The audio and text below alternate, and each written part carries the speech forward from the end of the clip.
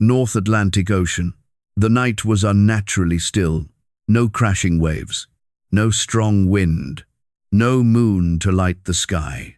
The sea looked like black glass stretching endlessly into darkness. And in the middle of that darkness, the largest ship ever built by human hands moved forward with confidence. RMS Titanic, a floating palace, a symbol of human pride, a ship people believed could never sink. But that night, the ocean was waiting, the illusion of safety. Inside the ship, life felt normal. In first class, wealthy passengers enjoyed fine dining under golden chandeliers. Crystal glasses clinked softly. Music echoed through the grand staircase. In second class, families talked excitedly about their future in America. In third class, immigrants dreamed of new beginnings. Nobody looked worried, even though earlier that day, wireless operators had received multiple iceberg warnings, messages from other ships, warnings about thick ice fields ahead. But Titanic did not slow down, because it was powerful, because it was modern, because it was unsinkable. And sometimes, confidence becomes the first step toward disaster. 11:40 p.m. The iceberg. High above the deck, two lookouts stared into the darkness. There were no binoculars, just their eyes, adjusting to the night. Then suddenly, a shadow, darker than the darkness itself. An iceberg, massive, silent, deadly. The bell rang 3 times. Iceberg right ahead.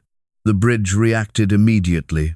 Harder, starboard, engines reversed. But physics doesn't care about human commands. The Titanic was too big, too heavy, too fast. The iceberg scraped along the ship's side.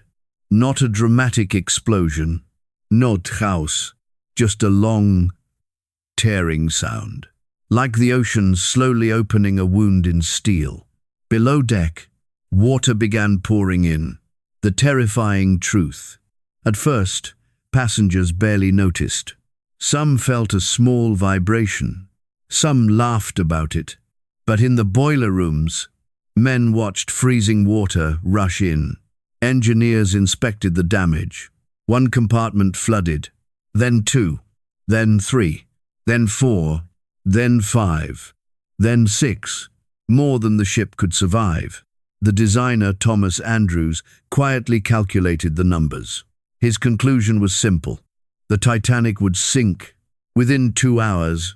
When Captain Smith heard this, silence filled the room. The unsinkable ship was dying. Panic slowly awakens. Passengers were told to put on life jackets. Many refused. Why leave a warm, brightly lit ship for a small wooden lifeboat in the freezing dark? Some lifeboats were lowered half empty because people still believed it was just a precaution. But the deck began tilting. Chairs slid. Dishes shattered. The angle of the ship became noticeable. Fear spread like fire. Children cried. Families were separated. Women and children first. The words echoed through the night. Into the freezing abyss. The bow of the Titanic slowly disappeared underwater. The stern lifted higher into the sky. People clung to railings, prayed, screamed. Then, at 2:20 a.m., the ship snapped in half. Lights flickered once, twice. Then darkness. Complete darkness. Hundreds of people were thrown into water colder than ice. The shock stole their breath. Within minutes, their bodies began to fail. The ocean swallowed their voices. On B1, until there was nothing left. The silence after. Lifeboats floated in the distance.